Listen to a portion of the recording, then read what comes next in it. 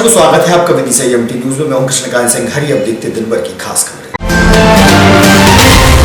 राष्ट्रीय बाल अधिकार संरक्षण आयोग के अध्यक्ष ने मदरसों में अध्ययनरत हिंदू बच्चों के लिए शासकीय विद्यालय में नाम दर्ज करने के दिए निर्देश। सफल शिक्षा अभियान के सदस्य रहे मौजूद।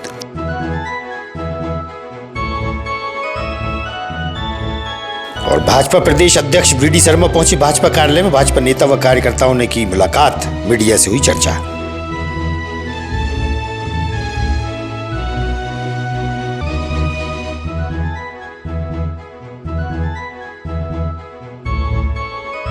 और दिन में सूर्य का तेज बढ़ने से लोग हैं हलाकान। सुरक्षा के इंतजामों के साथ निकले घरों से बाहर। वहीं अस्पताल में बढ़ी मरीजों की संख्या।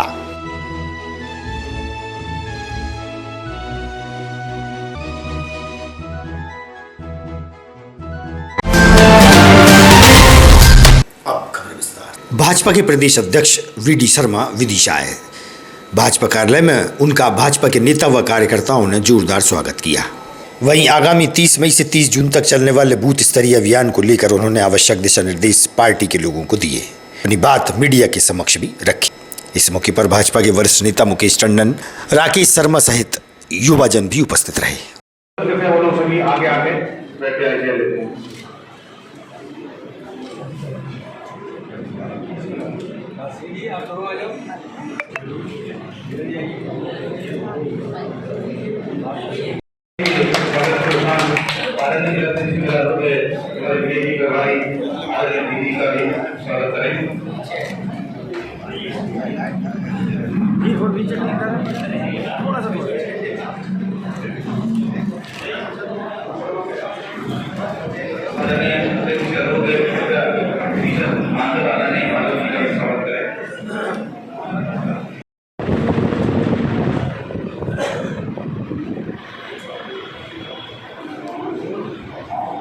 जी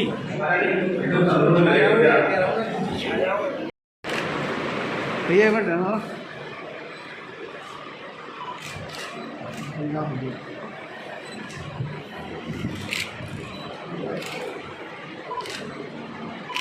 चलो। आज मेरा प्रवास विदिशा जिले में आज विशेष तौर पर मैं यहाँ पर आया हूँ और आज अपने प्रमुख कार्यकर्ताओं के साथ सभी विधानसभाओं की संचालन सुनी। हमारे जिले के पदाधिकारी भारतीय जनता पार्टी का बूथ विजय संकल्प का अभियान अभी लगातार पूरे मध्य प्रदेश के अंदर प्रत्येक बूथ को सशक्त बनाने के संकल्प के साथ बूथ विजय का संकल्प लेकर के भारतीय जनता पार्टी ने पूरे मध्य प्रदेश के अंदर अभियान लिया है। और इस अभियान के निमित्त 51% वोट शेयर हर बूथ पर भारतीय जनता पार्टी को कैसे मिलेगा, ये संकल्प एक एक कार्यकर्ता ने पूरे मध्य प्रदेश के अंदर उस काम में जुटे हैं। विदिशा जिले में भी सभी कार्यकर्ता इस दिशा में अपनी तैयारी के साथ लगे हैं। आगामी आने वाली 30 मई से 30 जून तक माननीय प्रधानमंत्री जी के नेतृत्व में 9 वर्ष हमारी सरकार के माननीय प्रधानमंत्री जी के केंद्र सरकार के पूरे हो रहे हैं। घर घर संपर्क का अभियान जो इस देश के अंदर भारतीय जनता पार्टी की सरकार ने माननीय प्रधानमंत्री के नेतृत्व में, मध्य प्रदेश के अंदर हमारे मुख्यमंत्री जी के नेतृत्व में जो विकास और भारतीय जनता पार्टी एक दूसरे के पर्याय बने हैं, इस दिशा में भी एक व्यापक संपर्क का अभियान आगामी समय में चलेगा। उसकी भी तैयारी की बातचीत सभी कार्यकर्ताओं के साथ हो रही है। सभी मोर्चे, सभी प्रकोष्ठ और प्रत्येक बूथ पर पन्ना प्रमुख से लेकर के पन्ना समिति का जो निर्माण हुआ है, सारे तंत्र को एक्टिवेट करने का काम हमारे कार्यकर्ता बखूबी करने का प्रयास कर रहे हैं। और मुझे गर्व है कि विदिशा के अंदर ऐतिहासिक काम बूथ सशक्तिकरण के अभियान में और इस काम की दृष्टि से जो बूथ विजय के संकल्प का अभियान है, इस दिशा में हमारे कार्यकर्ता व्यापक तैयारी के साथ जुटे। सीट आने की उम्मीद है इस बार चुनाव कितनी सीट लगेगी? भारतीय जनता पार्टी विदिशा जिले की कोई भी ऐसी सीट नहीं है जिसे भारतीय जनता पार्टी नहीं जीतेगी। जो पिछले बार छूट गए थे उनको भी ऐतिहासिक बहुमत के साथ हम इस बार विजयश्री हासिल करेंगे। पूर्व मुख्यमंत्री कमलनाथ ने कल एक लॉलीपॉप दिया है कि महिलाओं को 1500 रुपये और 500 रुपये की गैस की जाएगी, इसके बारे में शर्म करें वो शर्म। झूठ पर राजनीति नहीं होती, फरेब पर राजनीति नहीं होती, आश्वासनों पर राजनीति नहीं होती। कमलनाथ जी, मैं पूछना चाहता हूँ, 15 महीने आपकी सरकार थी, आपने गरीबों के हक और अधिकार को छीनने के अलावा कुछ नहीं किया था।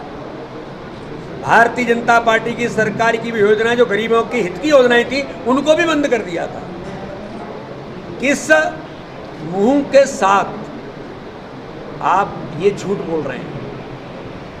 माननीय शिवराज सिंह चौहान की सरकार 1000 लाडली बहनों को प्रतिमाह देने का काम 1 करोड़ 20 लाख बहनों को इस मध्य प्रदेश के अंदर अगले महीने से उनके खाते में 1 क्लिक से चले जाएंगे। कमलनाथ जी, इतना झूठ मत बोलिए। आपके झूठ को मध्य प्रदेश की जनता ने पहचाना है। आपका चरित्र, आपकी पार्टी का और आपका दिग्विजय सिंह के बंटा ढार का, आपके पास केवल झूठ बोलने के अलावा कुछ नहीं है। इसलिए अब ये जनता कभी गुमराह नहीं हो सकती। पिछले दिनों सफल शिक्षा संगठन के माध्यम से मदरसों में हिंदू बच्चों के नाम दर्ज कर उन्हें पढ़ाए जाने और मुस्लिम धर्म की शिक्षा दिए जाने की बात सामने आई थी, जिसे लेकर राष्ट्रीय बाल संरक्षण आयोग द्वारा विभिन्न स्तर पर जांच पड़ताल भी की गई थी, जिसमें बात सच भी पाई गई। सफल शिक्षा अभियान के प्रमुख मनोज कौशल ने बताया कि आज राष्ट्रीय बाल संरक्षण आयोग के अध्यक्ष प्रियंका कानूनगो गरीब बस्ती में पहुंचे, जहां पर पिछले 4-5 सालों से बच्चों के लिए निःशुल्क शिक्षा दी जा रही है। उन्होंने बच्चों से बातचीत करने के साथ सफल शिक्षा के कार्यक्रम की जानकारी भी ली।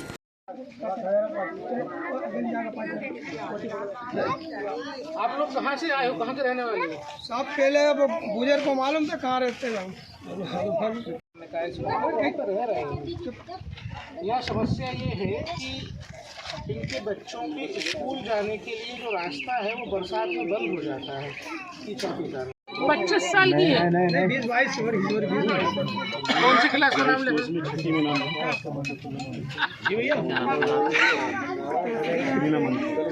अरे दीदी, उनकी तो शादी 20 साल की। अब वो इधर खेल रहा होगा साहब, ये बच्चे का जिसका नाम बता रहा हूँ सबको बुलवा लो। अच्छा, इनमें से कितने बच्चों का नाम मदरसे में लिखेंगे बता दो मुझे। अमन, वीर सिंह मजरू और सीमा रमेश बुलाने अड़ा लपाड़ो ने रीमा।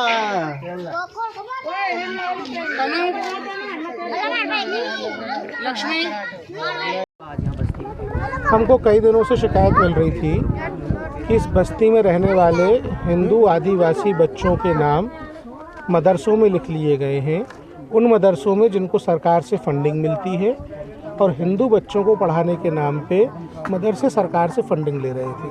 हमने कई दफ़ा यहाँ स्टेट गवर्नमेंट को लिखा, लेकिन उन्होंने इस दिशा में कोई काम नहीं किया। नतीजतन आज मैं स्वयं यहाँ आया था, शिक्षा विभाग के अमले को लेके आया था, और यहाँ पे बच्चों का आइडेंटिफिकेशन हुआ है। इन बच्चों को स्कूल में एडमिशन कराने की कार्रवाई आज यहाँ संपादित की जाएगी। यहाँ के ज़िला कलेक्टर ने हमको फ़ोन पर ये आश्वासन दिया है कि वो आज ही इन बच्चों के एडमिशन कराएंगे। जिन बच्चों के नाम और रिकॉर्ड में गड़बड़ मिलेगी, जहाँ पे ऐसा प्रतीत होता है कि कुछ फर्जी नाम मदरसों में लिखे हुए हैं, उन मामले में मदरसा संचालकों के विरुद्ध FIR दर्ज की जाएगी। यहाँ पे जो स्कूल आने जाने का रास्ता व्याधित है, वो रास्ता सुचारू हो सके, इसके लिए ज़रूरी निर्देश नगर पालिका CMO को हमने दिए हैं। कितने बच्चे मिले यहाँ पे? हमको 52 बच्चों की सूची प्राप्त हुई थी। उन 52 बच्चों को मदरसों से निकाल कर स्कूल में डालना एक हमारा ये काम था। हमारी दूसरी प्राथमिकता ये है कि जितने भी बच्चे यहाँ पे ऐसे हैं जिनका स्कूल में नाम नहीं लिखा है, उनके नाम स्कूल में दर्ज करवाना, वो सुचारू रूप से स्कूल आए, ये तय करवाना। हाँ, एक्चुअली ये रायपुरा बस्ती है और सफल शिक्षा सेवा समिति से मैं मनोज कौशल हूँ, और इस बस्ती में हम करीब 4-5 साल से काम कर रहे हैं। और दिक्कत ये थी कि इसमें कुछ मदरसे में कुछ एडमिशन यहाँ से इस बस्ती से थे, जिनको हमने आवेदन दिया था कि मदरसे में ना तो उस तरह की सुविधाएं और ना उस तरह की पढ़ाई होती है। तो मदरसे से जो यहाँ की जो इस बस्ती के बच्चे हैं, करीब 20-21 बच्चे हैं जो यहाँ से मदरसों में एडमिशन ले रखे हैं, और यहाँ के परिवारों को भी इस बात का पता नहीं है कि उनके बच्चों को मदरसे में एडमिशन कर रखा है। तो हमारी ये मांग थी, हमने NCPCR को शिकायत की थी कि भाई ये जो बच्चे इनके नाम लिखे हैं, उन बच्चों को जो सरकारी स्कूल है या जो प्राइवेट स्कूल है उनमें उनको नाम लिखाया जाए, वो वहाँ से हटाया जाए, ये शिकायत थी। तो उसी की वजह से NCPCR के अध्यक्ष प्रियंका कानूनगो जी यहाँ पर थे। मदरसे भी तो जो है वो सरकार की फंडिंग से चलते हैं, वो भी तो सरकारी स्कूल जैसे ही? नहीं, सरकारी स्कूल नहीं, उसमें क्या एक्चुअली कुछ धार्मिक शिक्षाएं भी दी जाती हैं, इस्लामिक शिक्षा भी दी जाती है।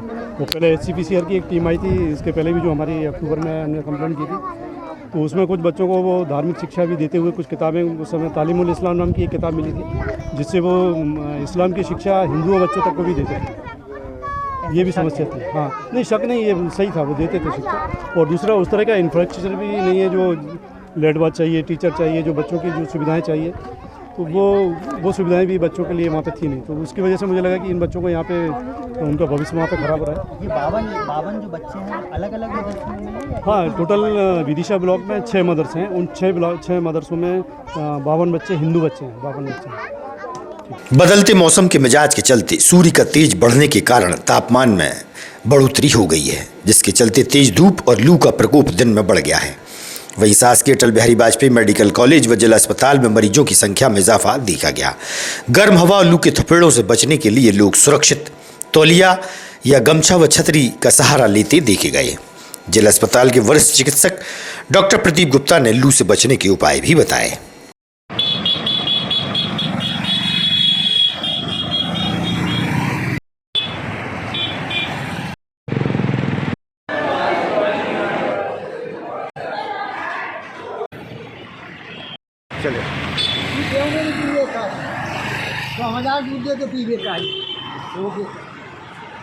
मौसम है, लू चल रही है, ऐसे में क्या सावधानी रखनी चाहिए और क्या मौसम है, लू चल रही है, ऐसे में क्या सावधानी रखनी चाहिए और क्या हम सामग्री का उपयोग करना चाहिए? देखिए, इस समय गर्मी का प्रकोप बढ़ रहा है।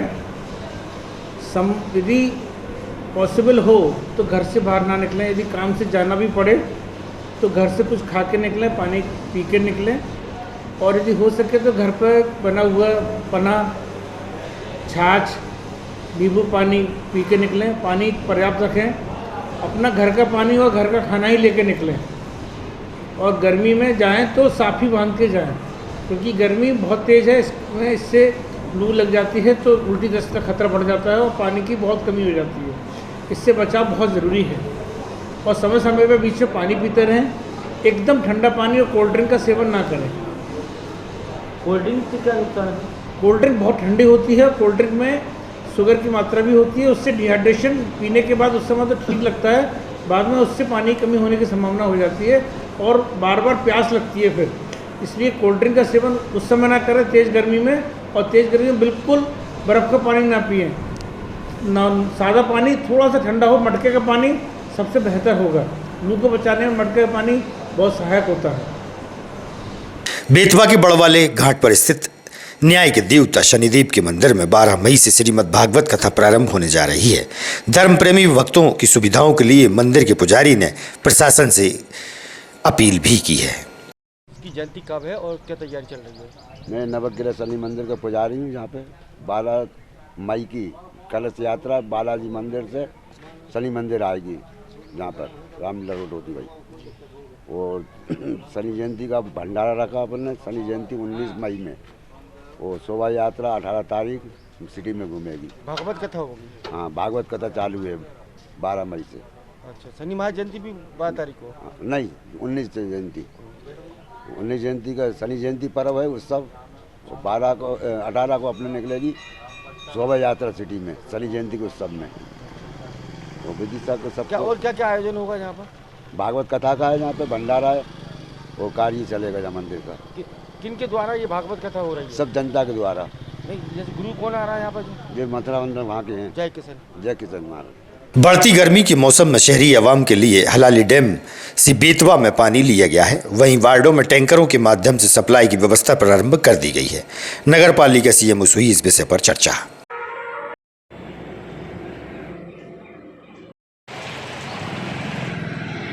मेरा नाम देवी सिंह धानव, ग्राम पंचायत पूर्व सरपंच घटेरा। कहाँ पे आए आप?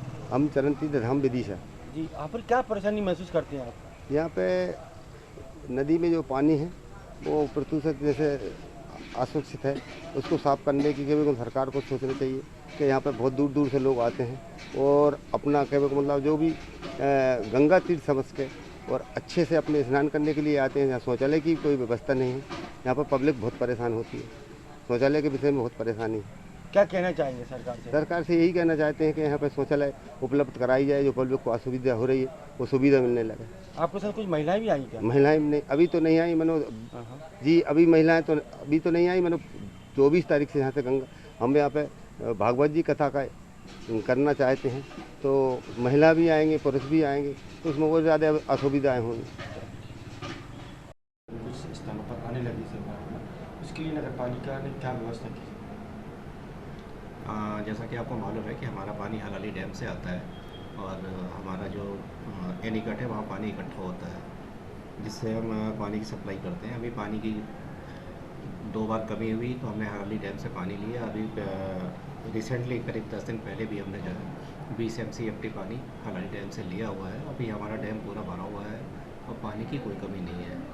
शहर में सप्लाई के लिए क्या साधन है अपने पास? शहर में सप्लाई के लिए हमारे पास पाइपलाइन डिस्ट्रीब्यूशन है, टंकियां हैं। इसके अलावा भी कहीं प्रेशर की वजह से या किसी तकनीकी कारण से अगर नहीं पहुंच पा रहा है तो हमने उसके लिए टैंकरों की व्यवस्था भी हमने कर रखी है। और कितने टैंकरों की व्यवस्था? अभी हमारे पास 8 टैंकर है जिनके माध्यम से हम पानी भेज देते हैं और हमने टेंडर भी फ्लोट किया हुआ है। कुछ एक्स्ट्रा टैंकर हम प्रोक्योरमेंट कर रहे हैं ताकि अगर कम पड़े तो हम उसकी भी पूर्ति कर सकें। ताजा तरीन खबरों से रहिएगा आप अपडेट, देखते रहिएगा विधि संयम न्यूज। हमें दीजिए इजाजत, नमस्कार।